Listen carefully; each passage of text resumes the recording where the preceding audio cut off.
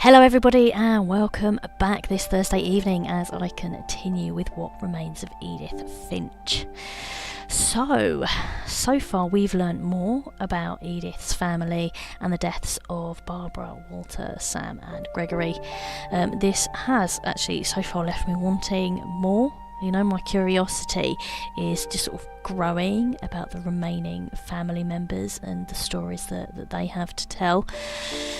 So I will be moving on pretty soon. But before we get back into the game, I do need to reiterate that this game does touch on some sensitive topics. That said, let's see where this week takes us.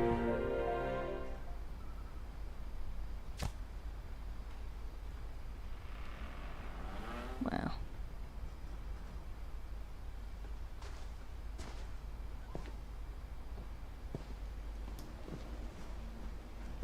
I can't imagine my mom ever writing poetry, and yet... A poem for Gus, who always said the wedding was a bad idea. Our father never hit us kids, at least not very hard, before the day my brother said with teenage disregard that he'd be dead before he'd see a wedding in our yard.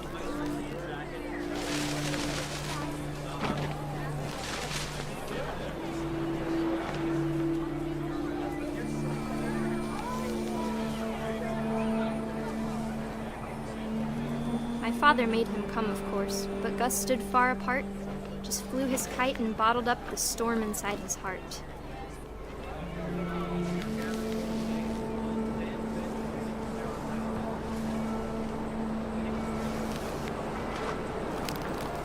I tried to talk him out of it, but though he'd never met her, "We don't need a stepmom," were the words that I now pronounce you husband and wife. Make his pride.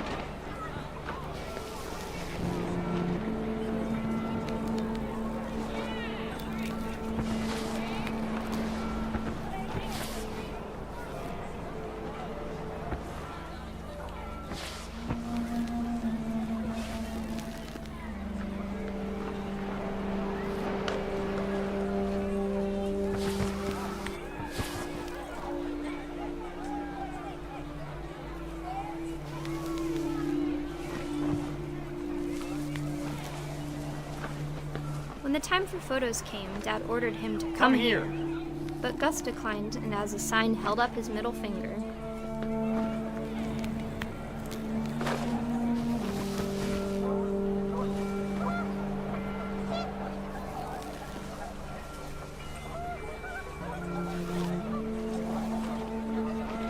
The wind picked up, and panicked geese appeared and quickly went. But all the humans did that day was go inside the tent.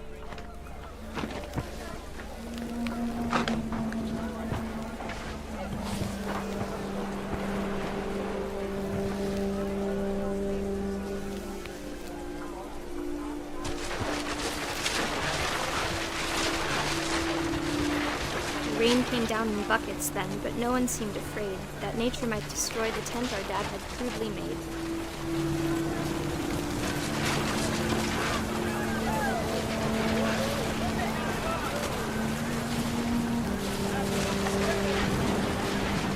The thunder sounded much too close and full of angry power, but all my father said to this was, "Make the music louder."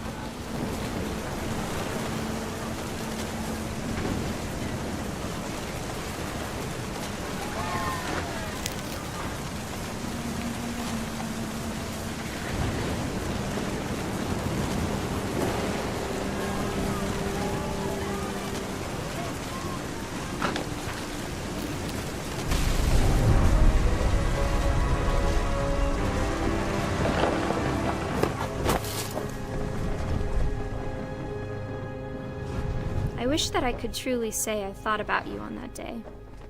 Out there on the beach alone, just you, the wind, the sea and foam. But I didn't. Until we found you.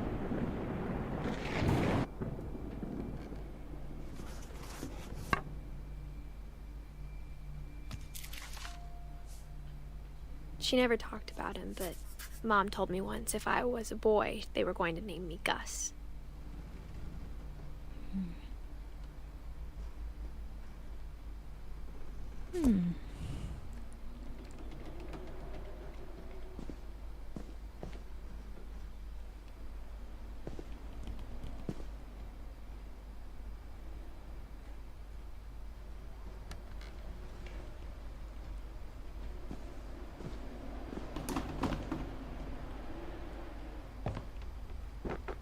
My mom moved up to the loft after her brothers died. At the time, it was as far away as she could get.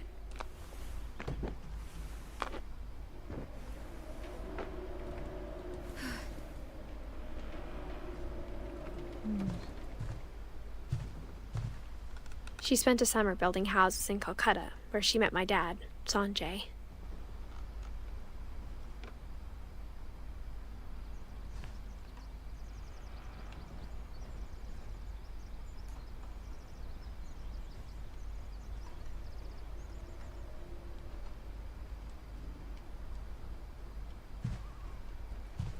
Religion was another thing my mom never talked about, but I think it helped her a lot after her dad died.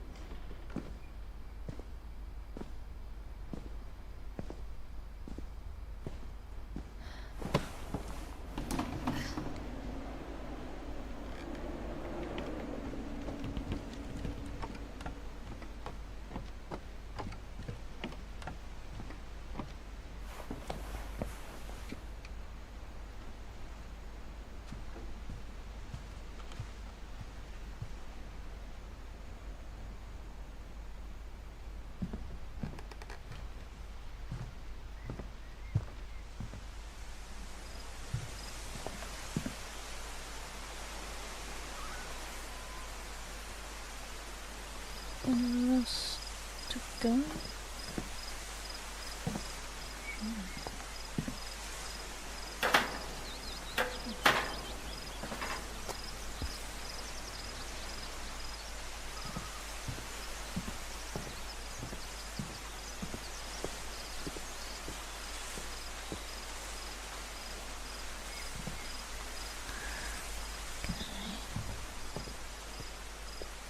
I shall assume.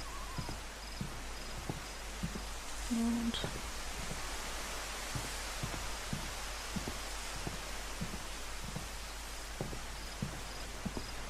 okay, let's go back in there and see where else it is then.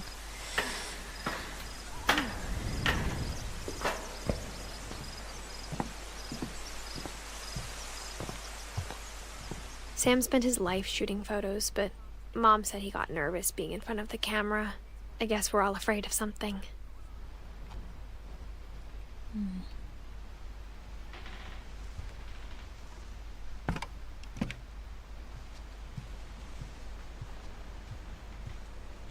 Okay, so try and find my way out of here.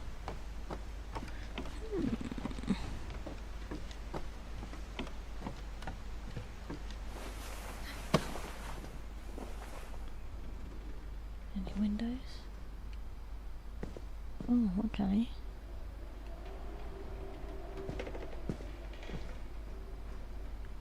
Okay. Going here at all? Okay, so we've saved.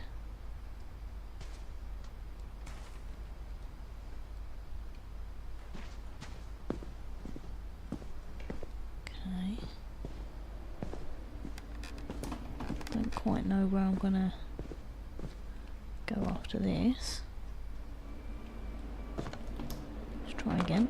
Or can I go even further up?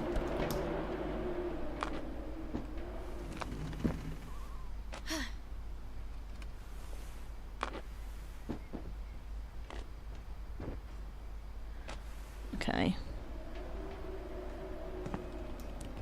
Ah, here we go. My mom moved to India a week after graduation and got a job teaching English. Lewis was born a year later.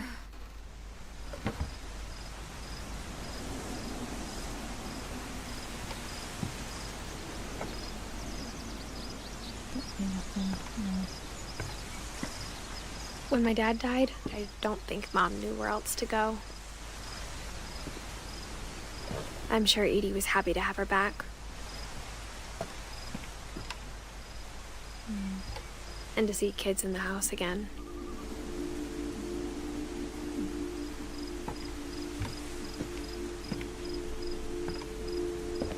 The house had to get a little bigger, but Edie was used to that.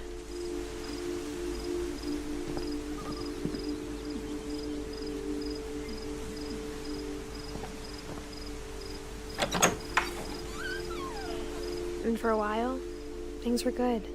Almost normal.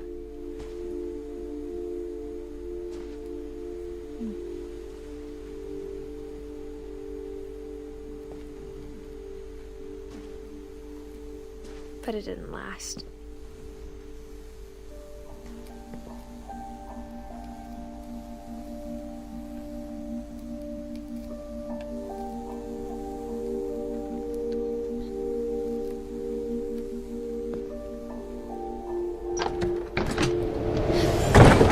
The beginning of the end was Milton's 10th birthday, when Edie gave him a castle.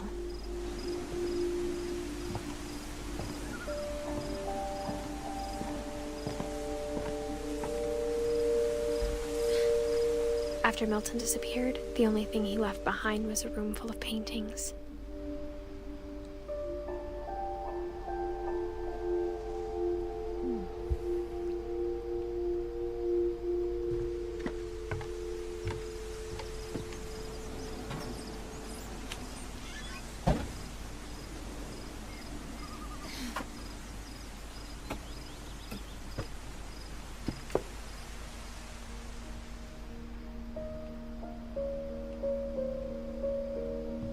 I think Edie was happy to finally have another painter in the family.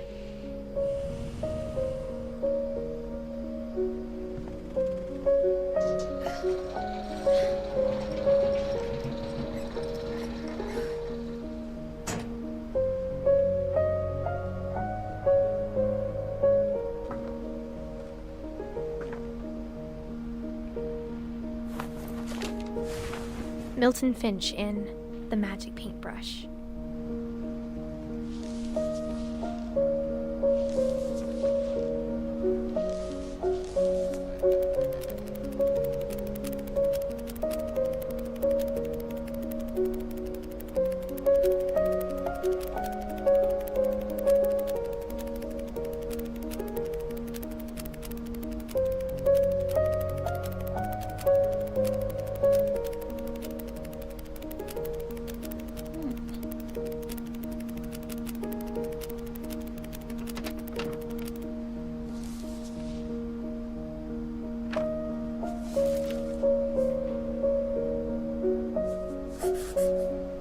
I was 4 when Milton disappeared.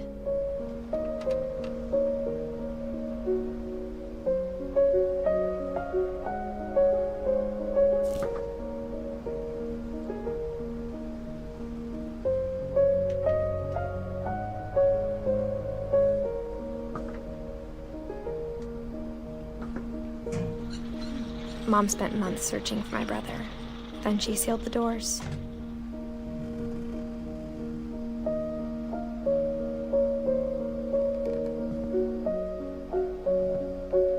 Whatever Milton had found in the house, Mom didn't want it getting out.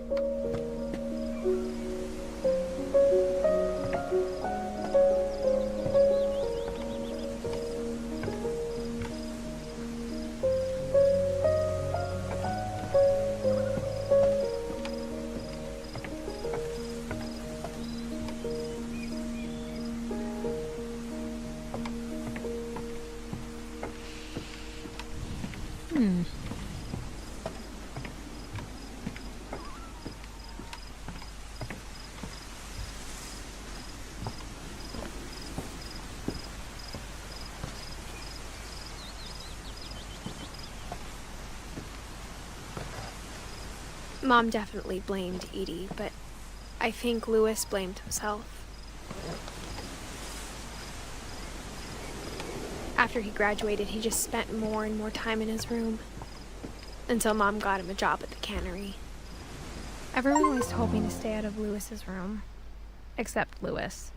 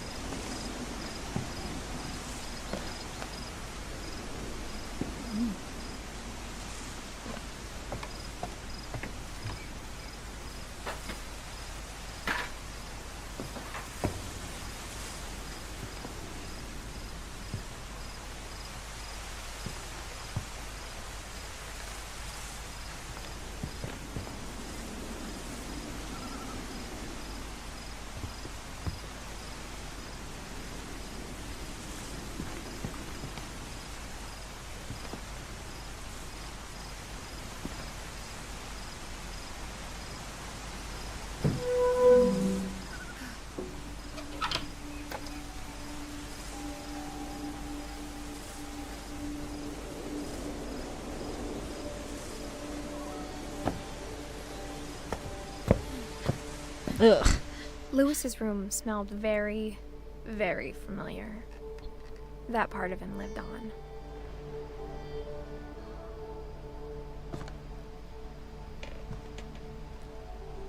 Quick look over here.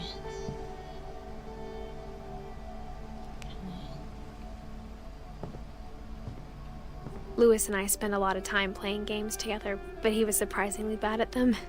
He died a lot.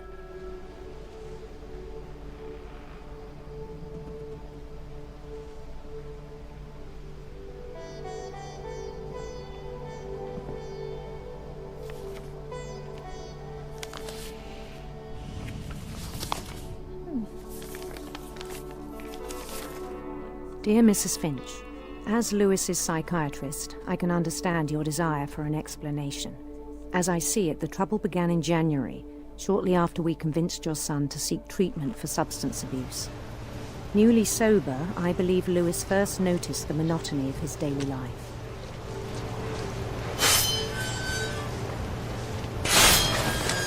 He kept working at the cannery, but he withdrew part of himself. In our sessions, I saw the same behavior.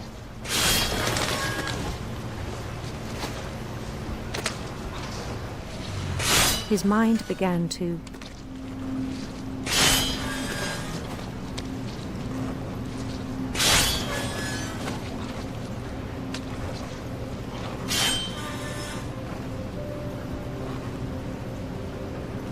wander.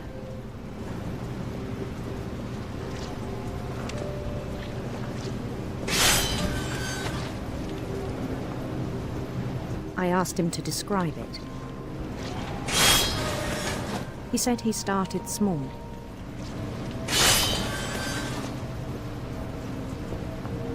Imagining a labyrinth. He'd feel his way about.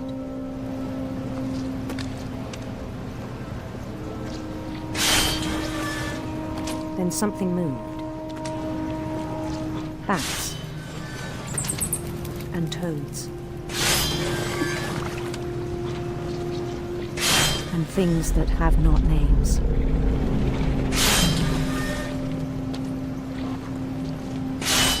He knew it was all in his head.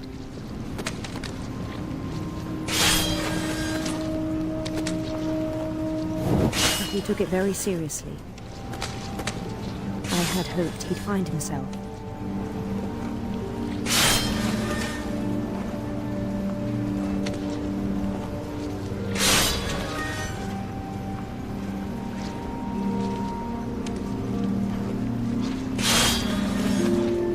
But he found something more.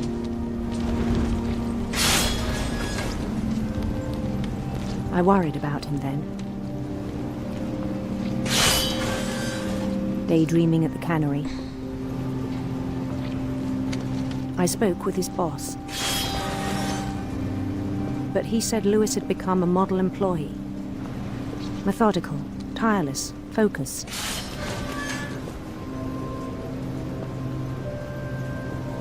like a whole new Lewis. So I let him go on.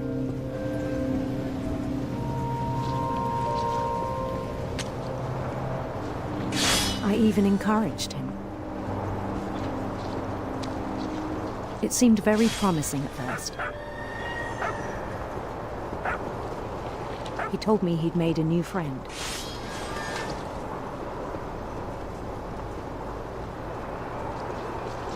On the edge of a city he named Lewis Topia. He built the city up slowly, brick by brick. Then he made musicians.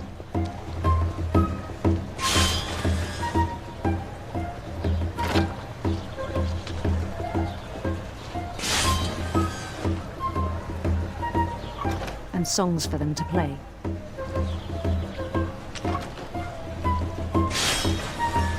He talked about starting a band. And he was always humming something. Every day his imagination grew stronger.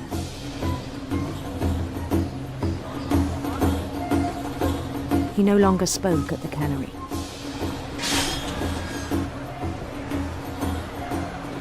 But his chopping was as reliable as ever. Then one day it struck him that all the cheering crowds, even the stones under his feet, were all in his imagination. So he could do whatever he wished.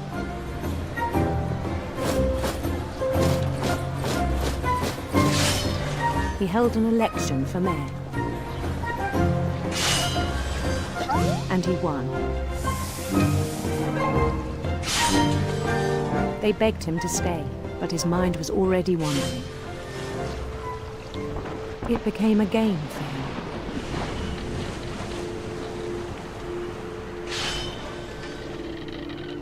He'd conquer a city, then immediately push on.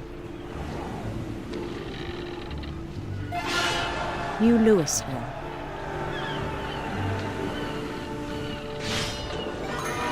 St. Louis. He started drifting away from our reality.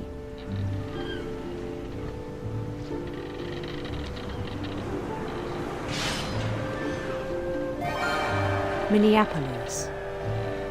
Until one day he forgot to go home from the cannery. Even as his mother pleaded with him, part of Lewis kept sailing on.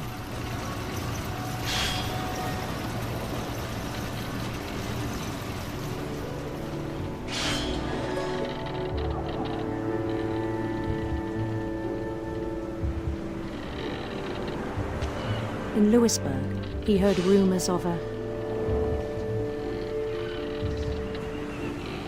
handsome queen.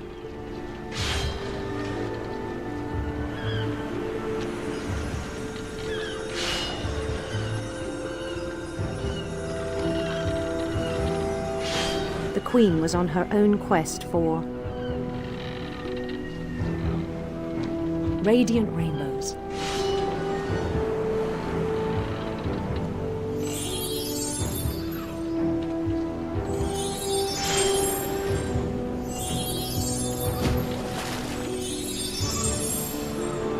He followed the sound of her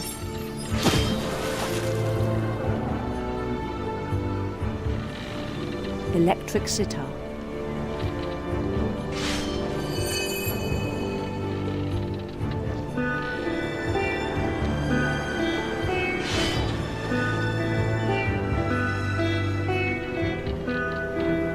His chase led him to a golden palace east of the sun and west of the moon. Even then, his logic remained sound.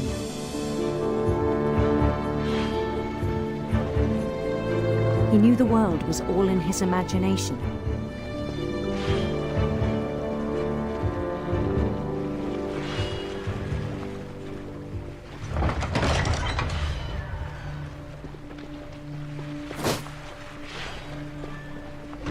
But he was so proud of having created it.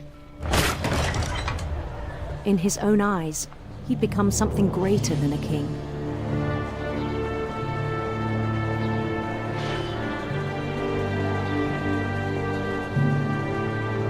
For someone who'd never known success in the real world, I think it was overwhelming. And then it struck him that the real Lewis was not the one chopping salmon, but the one climbing the steps of a golden palace.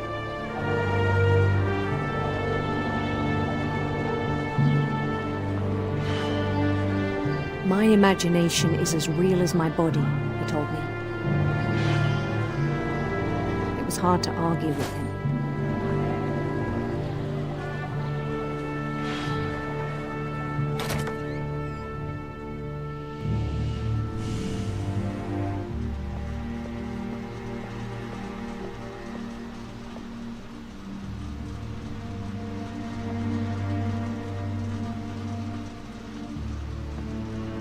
Began to forget the world we know.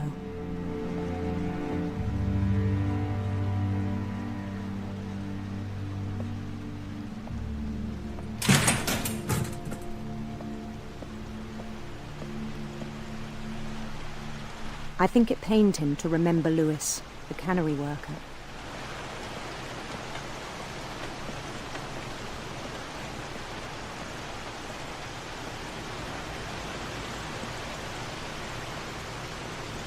He began to despise the man with a royal contempt.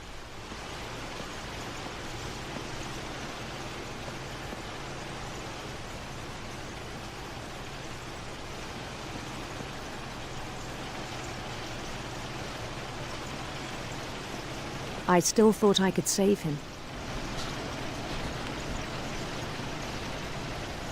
Even after he said he was being crowned king over all the lands of wonder.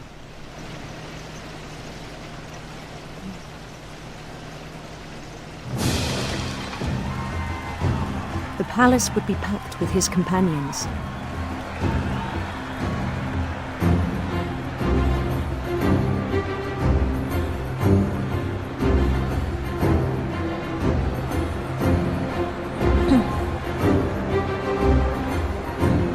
Including the wise Calico who'd insisted on advising him.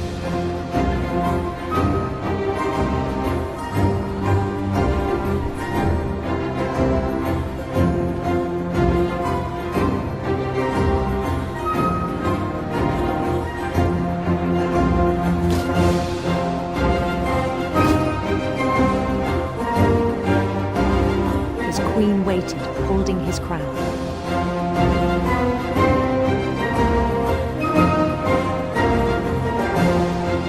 There was only one thing left to do.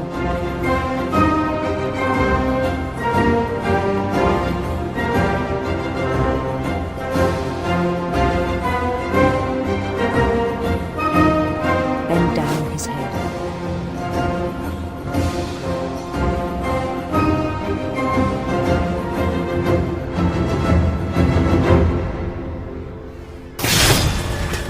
I think you know. Mrs. Finch, your son was a kind man who will be missed by all of us who knew him.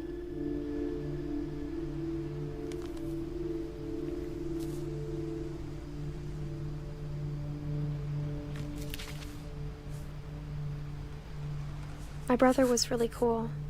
I wish you could have met him.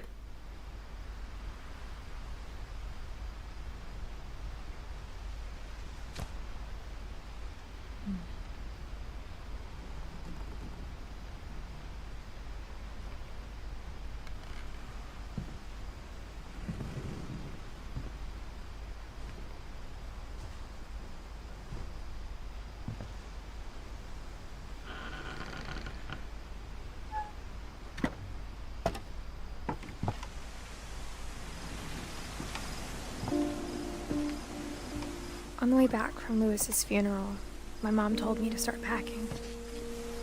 She waited until the day before we left to tell Edie.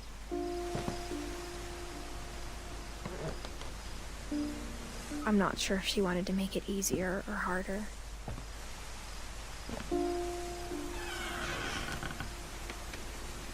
I wish we'd stayed.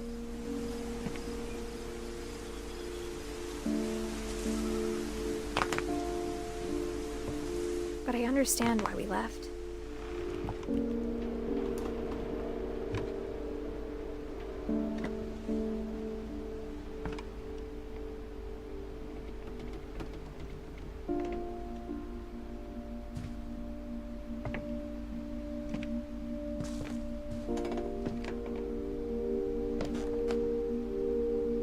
My mom ended up leaving everything behind.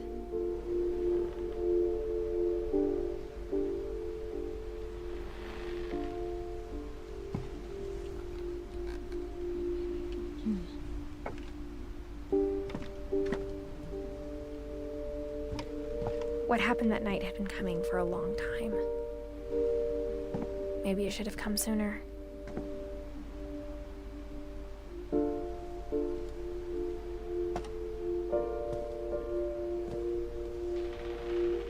But it had to end one way or another. All that's left now is to tell you about that last night.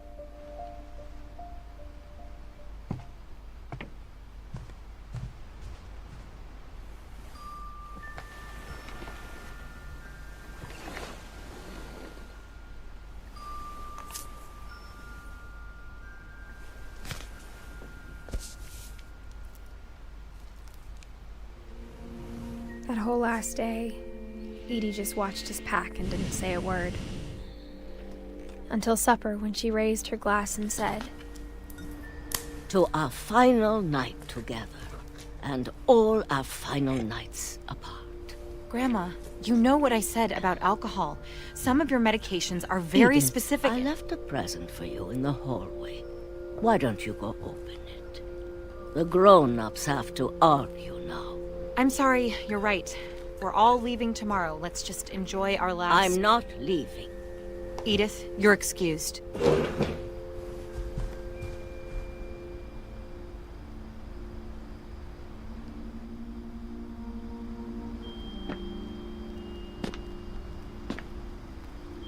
the power had been shut off that morning, but Edie always had plenty of candles.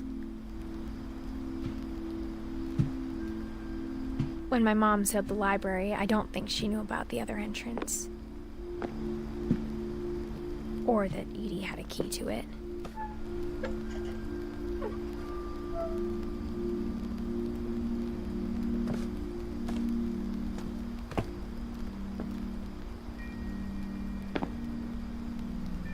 That thing you're afraid of isn't going to end when you leave the house.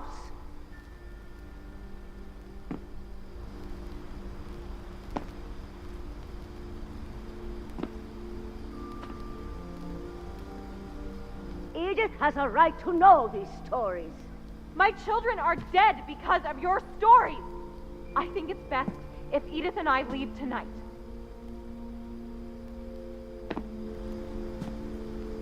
We'll have the nursing home send a van for you in the morning, okay?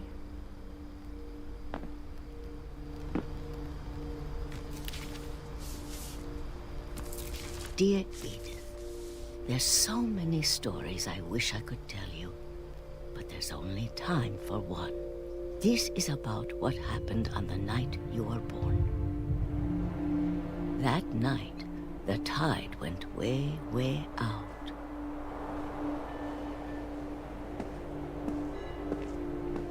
It was the first and last time I ever saw the old house aground. There'd been an earthquake out in the middle of the ocean. They called it the lowest tide in 1,000 years. God, it smelled awful. You know, I've seen that house every day of my life.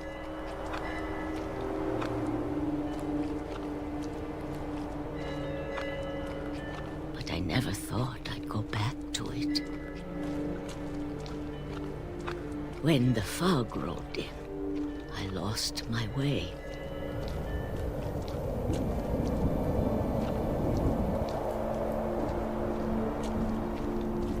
I got turned around.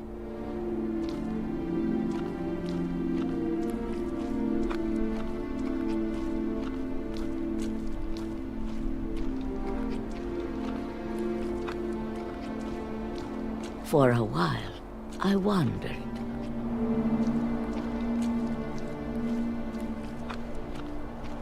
I started seeing things.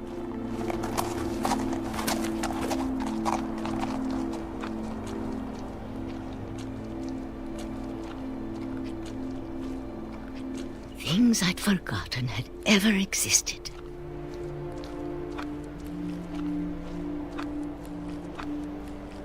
But when I saw them, they felt like old friends. That night, a lot of things came back to me.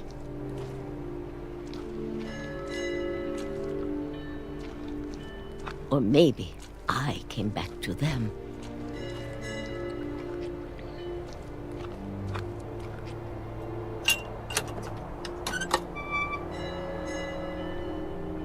Things I can't explain, but that I need you to try and... Edith, what are you doing in here? It's mine. Edith! Mom, you're gonna rip it! Let go! I kicked and screamed, but Mom dragged me to the car.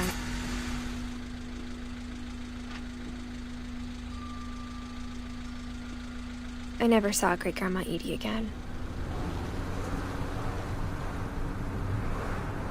The next morning, the van came to pick her up, but she was already gone. After that, we moved around a lot.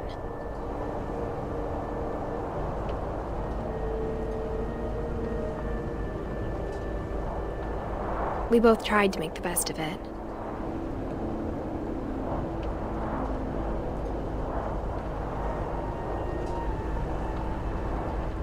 A few years went by.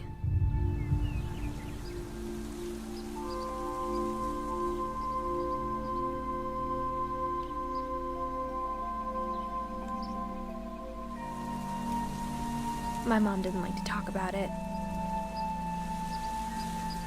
But she started getting sick a lot. The rest happened pretty quickly.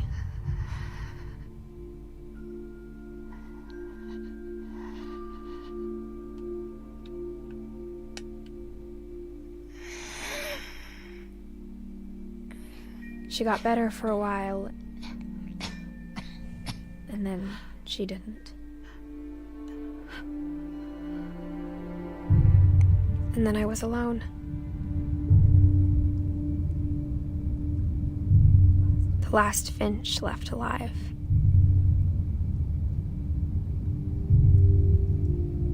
Until I found out about you. I'm still not sure what to tell you about all this. If we lived forever, maybe we'd have time to understand things. But as it is, I think the best we can do is try to open our eyes. And appreciate how strange and brief all of this is.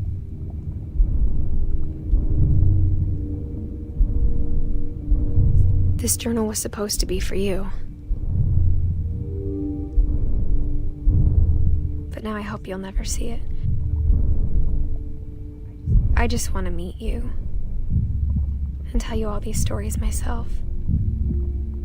But I guess if you're reading this now, things didn't work out that way.